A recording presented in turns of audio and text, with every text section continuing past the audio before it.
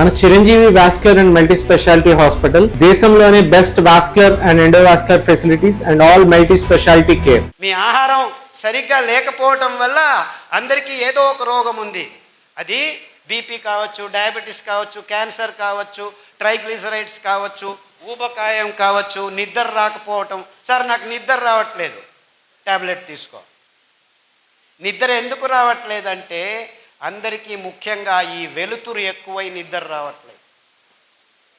రాత్రి దేవుడిచ్చింది చీకట్లో అందరూ పడుకోవాలి. చీకట్లో పడుకుంటే మీకు నిజమైన నిద్రకు మూలమైన అద్భుతమైన జీవ రసాయనిక రసాలు మీ మెదడులో సోరినప్పుడు నిజమైన నిద్ర వస్తుంది. ఆ నిజమైన నిద్రకు ట్రిగ్గరు చీకటి.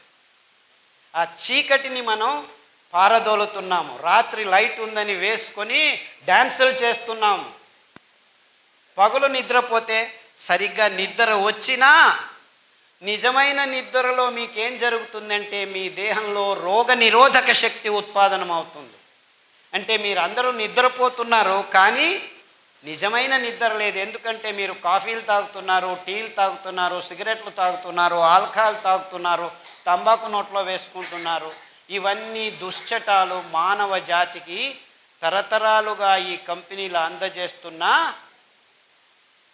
ఏమిటి ఇది ప్లేట్. ఇంత రాగి పలకం మట్టి కుండలో 20 లీటర్ల కిండలో పెడితే ఆ 20 లీటర్లు రాత్రికి రాత్రి మీకు శుద్ధమైపోయి స్ట్రక్చర్డ్ వాటర్ తయారవుతుంది. ఇలా అందులో ఉన్న వైరాణువులు, బ్యాక్టీరియాలు, కల్మషాలు అన్నీ ప్లేట్ మీదకి వచ్చేస్తాయి. నిజంగా మీరు వైరాణుల నుంచి దూరం ఉండాలంటే రాగి ఫలకము సృజించిన నీళ్లు తప్ప ఇంక ఏ నీళ్లు మీకు అవసరం లేదు, ఏ టెక్నాలజీ అవసరం లేదు. మీరు ఆర్ఓ వాటర్ తీసుకొచ్చినా చివరకు మట్టి కుండలో వేసి ఈ ప్లేట్ పెట్టండి, శుద్ధమవుతుంది. ఆ nano particles, plastic nano particles అన్నిటినీ ఇది పీల్చుకునేస్తుంది. అర్థమవుతుందా? అంటే మీరు చేయాల్సింది ఇంతే. అంటే రేపు నుంచి మీరు రాగి ఫలకము, రాగి బిందె, డబ్బులు ఎక్కువ ఉన్నాయంటే రాగి బిందెలు కొనుక్కోండి. 5,000 10,000 అవుతుంది. ఇది 200 రూపాయలు చాలు. మట్టి కుండలో 20 లీటర్ల మట్టి కుండలో వేస్తే చాలు, అద్భుతమైన నీళ్లు తయారవుతాయి. ఆ నీళ్లతో వంటలు వండుకోండి, ఆ నీళ్లతో తాగండి, ఆ నీళ్లతో స్నానం చేయండి. మీకు అద్భుతమైన ఆరోగ్యం 3 వారాల్లోనే తేడా కనిపిస్తుంది. ఈ ప్లాస్టిక్ పాలు తాగనే వద్దండి. పాలు మనకు అవసరం లేదు. అయ్యోయ్యో పాలు పర్వాలేదు, కాఫీ టీలు ఎట్లా ఆపు చేసేది? ఆ కాఫీ పడకుంటే గాడినే మొదలు కాదు పొద్దున్న లేస్తే. ఎలాగయ్యా బాబు, కాఫీని ఆపమంటున్నావు పోయి, టీని ఆపమంటున్నావు పోయి, ఎట్లా ఆపేది? ఆపాలనుకున్నా ఆపలేము. టైం అయితే చాలు కాఫీ కాఫీ కాఫీ.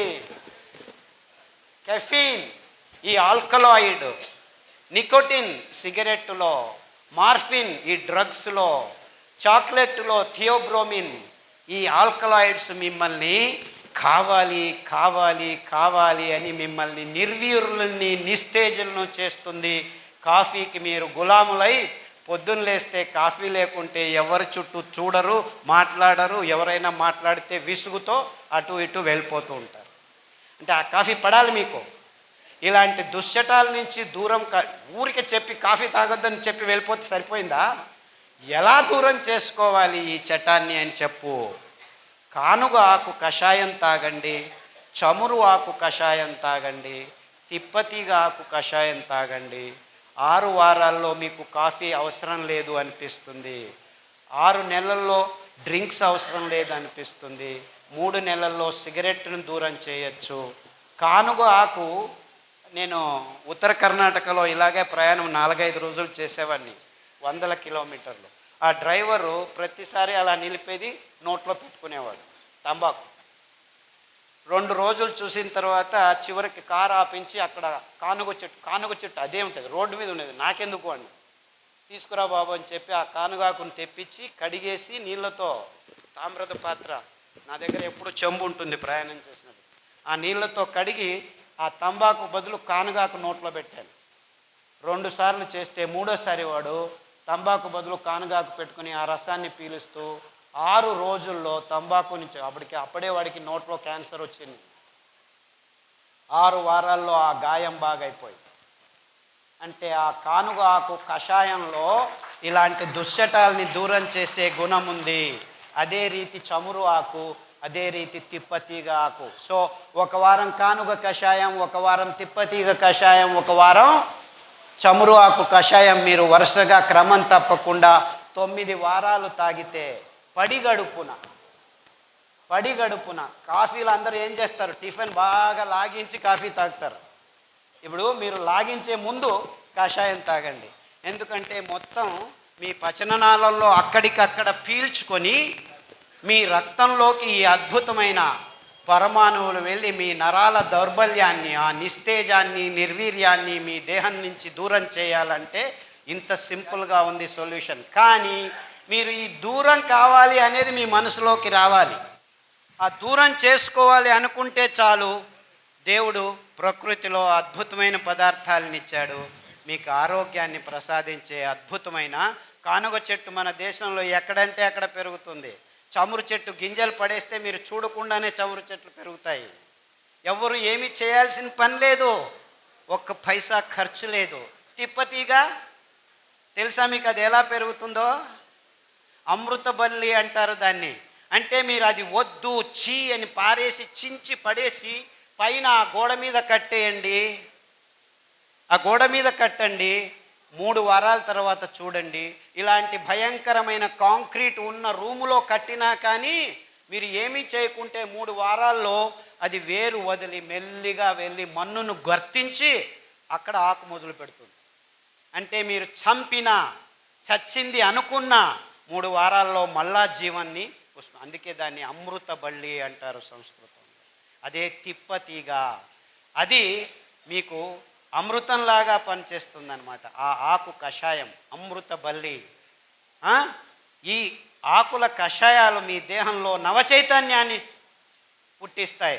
అలాంటి కోవకు చెందిందే పునర్నవ అని ఇంకొక ఆకు ఉంది. అది తెల్ల గలిజేరు, అటుకు మామిడి ఆకు, ఎర్ర గలిజేరు అని మన వాళ్ళు వైపు ప్రాంతాల్లో పిలుస్తారు. ఆ ఆకు కషాయం తాగితే మీ కిడ్నీలో డయాలసిస్కి వెళ్ళిపోతున్నారు కదా, క్రియాటినిన్లు ఎక్కువయ్యే వాళ్ళందరినీ వరుసగా మళ్ళా క్రియాటినిన్ 1కి తీసుకురావచ్చేదానికి ఈ పునర్నవ కషాయం, కొత్తిమీర కషాయం, రణపాల ఆకు కషాయం మీరు 3 వారాలు 9 రౌండ్లు చేస్తే క్రియాటినిన్ 8, 9 రేపు డయాలసిస్కి పోవాలి అని వచ్చిన వాళ్ళు 100 మంది 1000 మంది నా యూట్యూబ్ లెక్చర్స్ విని క్రియాటినిన్ మళ్ళా 1కి వచ్చింది సార్ నాకు 6 నెలల్లో, అరికలు సామలు తిన్నాము, ఈ కషాయాలు తాగాము అని ఫోన్ల మీద ఫోన్లు చేస్తూ ఉంటే అప్పుడప్పుడు నాకు తలకు కొద్దిగా వెర్రెక్కుతుంది. అబ్బో ఇంత మంచి పనులు చేస్తున్నానా అని.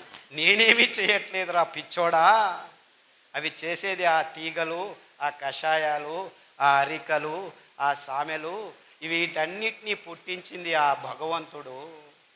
అద్భుతమైన పదార్థాల్ని ఆయా దేశాల్లో ఆయా జాగాల్లో ఆ నీళ్లకు ఆ మన్నిన రచనకు తగినంత అద్భుతమైన వైవిధ్యమైన పదార్థాల్ని అలా విచ్చలవిడిగా పెంచుతున్నాడు. ఎవరి కోసం? నీ కోసం, నీ చుట్టూ ఉన్న జంతుజాలం కోసం. ఈ అద్భుతమైన చెట్లు తీగలు వందల వేల కోట్ల సంవత్సరాల నుంచి ఈ భూమి మీద ఉన్నాయి, పచ్చతనాన్ని కాపాడుకుంటున్నాయి. ఈ జీవజాలానికి ఆహారమే కాదు, ఆరోగ్యం తప్పిపోతే అనారోగ్యం వస్తే దాని నుంచి బయటపడడానికి కావలసిన వేల శతకోటి రూపాల్లో మందుల్ని తయారు చేసుకుంటూ, అది సింహం కావచ్చు, పులి కావచ్చు, ఎలుక కావచ్చు, లేకపోతే పాము, విషం అనుకునే ఆ పాము కూడాను కావలసిన ఆరోగ్యాన్ని ఇచ్చే అద్భుతమైన ఈ చెట్ల సంపదని మనం కసిగా పనికట్టుకొని, నా దగ్గర టెక్నాలజీ ఉంది, ఒక్కరోజు రాత్రే నేను 1000 ఎకరాల అడవుల్ని నాశనం చేయగలను అని చెప్పి నాశనం చేసి అందులో సోయాబీన్ మొక్కను పెంచి దానికి తోడు మొక్కజొన్నను పెంచి రెండింటినీ కలిపి రసాయనిక ప్రచోదక పదార్థాలని మేళవించి పశుగ్రాసం తయారు చేసి 2 నెలల్లో 2 కేజీలు కోళ్ళ మీద మాంసం పడేస్తాను. అది 2 సంవత్సరాలు ఆగటం ఎందుకు? 3 సంవత్సరాలు 300 కేజీలు పడే పంది మీద 3 నెలల్లోనే 300 కేజీలు వచ్చేట్లు చేస్తాను. నేను బయోటెక్నాలజీ సైంటిస్ట్ని అని చెప్పి 3 నెలల్లో 300 కేజీ మాంసం తయారు చేసే పందుల్ని, 6 నెలల్లో 600 కేజీలని మై మీద మనిషి దేహం మీద వేసుకునే ఆవుల్ని సృష్టిస్తే అందులో ఎముకలు పెరగక మాంసం ఎక్కువ అవుతూ ఉంటే ఎముకల మధ్య పెరగకుండా ఆ దేహంలో రోగాలకు పుట్టైన వైరస్సులు చోటు చేసుకుని mad cow disease, swine flu, H5N1, కోడి జ్వరము, పక్షి జ్వరం అని వస్తుంటే అవన్నీ మాకేం సంబంధం లేదు. Match the following: swine flu పంది, బర్డ్ ఫ్లూ కోడి, మ్యాడ్ కౌ డిసీజ్ కవ్వు. ఇది చిన్న 1వ తరగతి పిల్లోడికి చెప్తే మ్యాచ్ చేస్తాడు. కానీ మాకేమీ తెలియదు, ఇవన్నీ ఎందుకు వస్తున్నాయో తెలియదు. H5N1, ఓ దాన్ని చంపేయండి. ఓ డెంగ్యూ, దోమలను చంపేయండి. నీఫా, గబిలాలను చంపేయండి. రోగం ఎవరికి రా వస్తుండేది?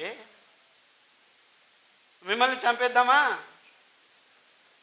సో చంపటంలోనే ఉంది మానవ జాతి. తాను చస్తున్నానని గుర్తించలేకలేని దీనస్థితిలో మానవ జాతి ఉంది. నీకొచ్చింది రోగం, నీ రోగ నిరోధక శక్తి లేచిపోయింది ఈ గడిచిన 40 సంవత్సరాల్లో అని ఏ విజ్ఞాని మీకు చెప్పట్లేదు. రండి, గరిక, తులసి, తిప్పతీగ, బిల్వం, వేప, కానుగ, రావి, ఈ 7 కషాయాలని వరుస క్రమంలో 3 రోజులు లేకపోతే 4 రోజులు తాగండి. 28 రోజులు తాగితే వచ్చే 2 సంవత్సరాలు మీకు డెంగ్యూ లేదు, పంగు లేదు, మలేరియా లేదు, ఏమీ లేదు. నీపా, జుంకా, పుంకా, ఇంకా రోగాల పేర్లు పెట్టుకోండి. మీ రోగ నిరోధక శక్తి 28 రోజుల్లో మీ దేహంలో వచ్చి కూర్చుంటే మీరు చికెన్ గున్యా హాస్పిటల్కి వెళ్ళండి, రోగులు వేల మంది ఉన్న మీకు చికెన్ గున్యా రాదు. డెంగ్యూ ఉన్న హాస్పిటల్కి వెళ్ళండి, మీకు డెంగ్యూ రాదు. స్వైన్ ఫ్లూ ఉన్న హాస్పిటల్కి వెళ్ళండి, స్వైన్ ఫ్లూ రాదు. గ్యారంటీ. నాది కాదు, తిప్పతీగది, వేప ఆకుది, బిల్వమాకుది, రావి ఆకుది. రావి చెట్టు మీరు కషాయం తాగాల్సిన పని లేదురా వెధవల్లారా. రావి చెట్టు చుట్టూ 21 ప్రదక్షిణలు చేయండి, మీ మానసిక రోగాలు కూడా బాగైపోతాయని పురాణాల్లో ఎప్పుడో రాసి పడేశారు.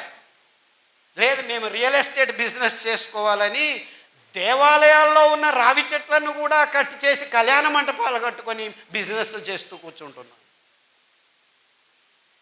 రావి చెట్టు అంటే ఎంత అద్భుతమైన అశ్వత్థమర. ఆ రావి చెట్టు, వేప చెట్టు దగ్గర ఉంటే దాని చుట్టూ మీరు 7 ప్రదక్షిణాలు చేస్తే మీ అసమతులనం నాశనం అయిపోతుంది. సో PCOD ప్రాబ్లము, గర్భకోశ ప్రాబ్లము, స్తనాల్లో ప్రాబ్లము, వీర్యకణాలు లేదు అంటే వెళ్ళండి, ఆ రావి చెట్టు చుట్టూ 21 ప్రదక్షిణాలు చేయండి. 48 రోజుల్లో మీకు సమతులనం వస్తుంది, పీరియడ్స్ సరిపోతాయి, పిల్లలు పుట్టుకుంటే పిల్లలు పుడతారు. 100 మందికి చెప్పాము, 100 మందికి పిల్లలు పుడుతున్నారు. నిన్న వస్తుంటే 30 సంవత్సరాలు వయస్సు ఆవిడకి లేని చోటు లేదు, పోని చోటు లేదు, మిస్క్యారేజ్ మీద మిస్క్యారేజ్ 9 సార్లు అయితే అమెరికాకు వెళ్ళి IVF చేసుకొని వచ్చారు, డబ్బులు ఎక్కువ ఉన్నాయని.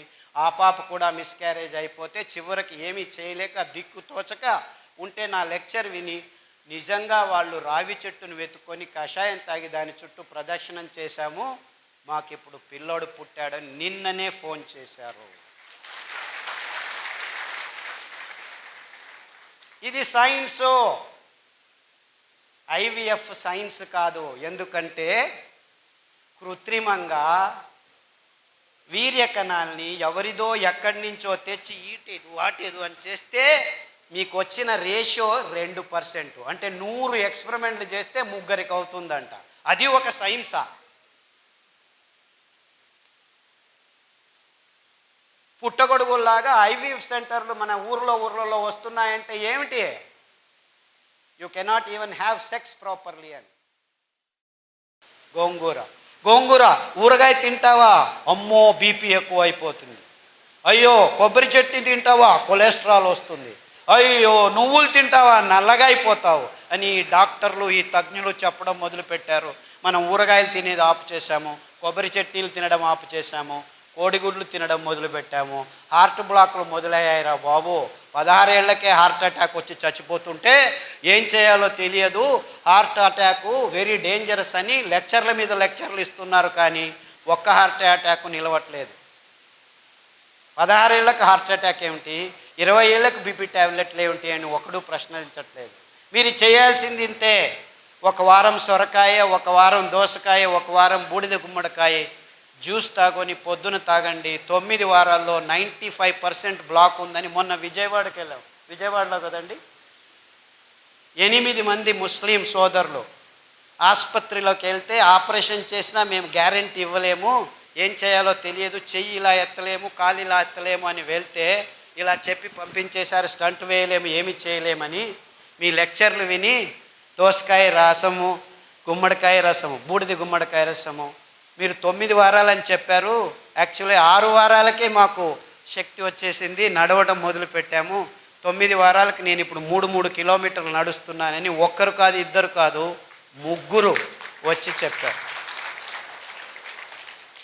వందలు వేల మంది. కానీ దోసకాయ రసం తాగితే బ్లాక్ పోతుందా, సొరకాయ రసం తాగితే బ్లాక్ పోతుందా? సొరకాయ అంటే ఎలా ఉంటుంది? సొరకాయ అంటే సొరకాయలాగా ఉంటుంది.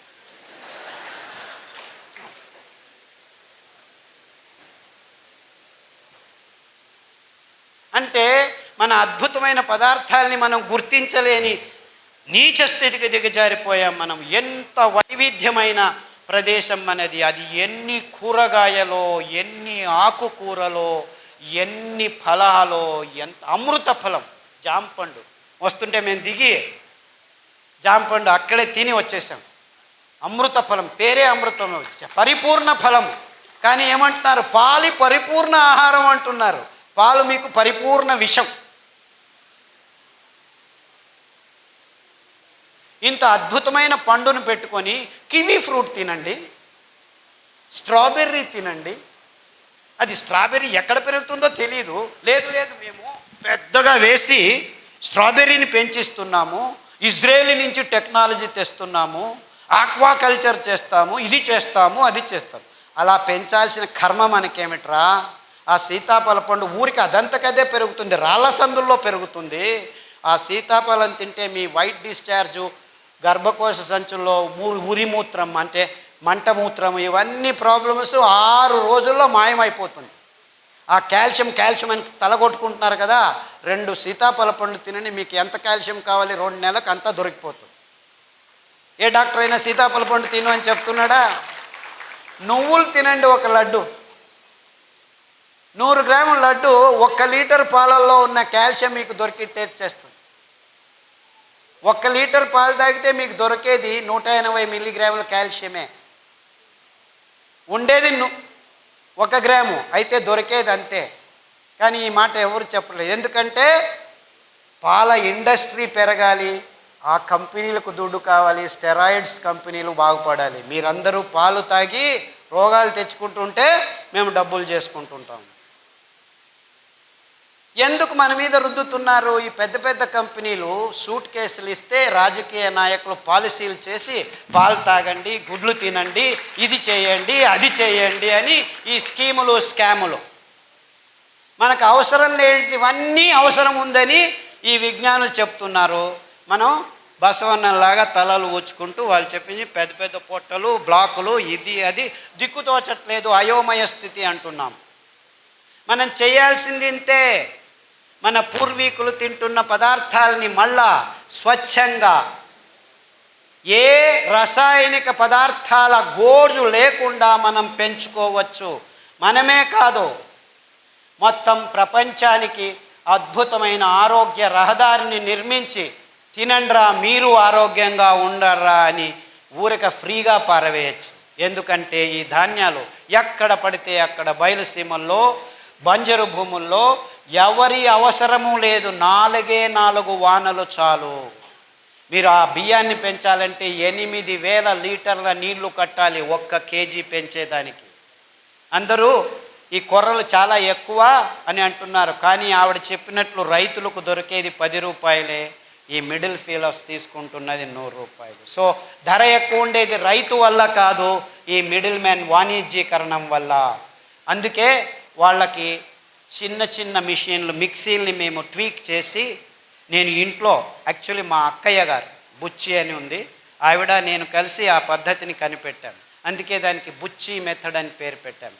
ఇన్ఫ్యాక్ట్ ఆవిడ మనవరాలు అనంతపూర్లోనే చదువుతుంది, మాలా అని, ఇక్కడ వచ్చి ఉండాలి, వీళ్ళ కాలేజీలోనే చదువుతాను. ఆ మెథడ్ని పల్లెలకు అందచేస్తున్నాము.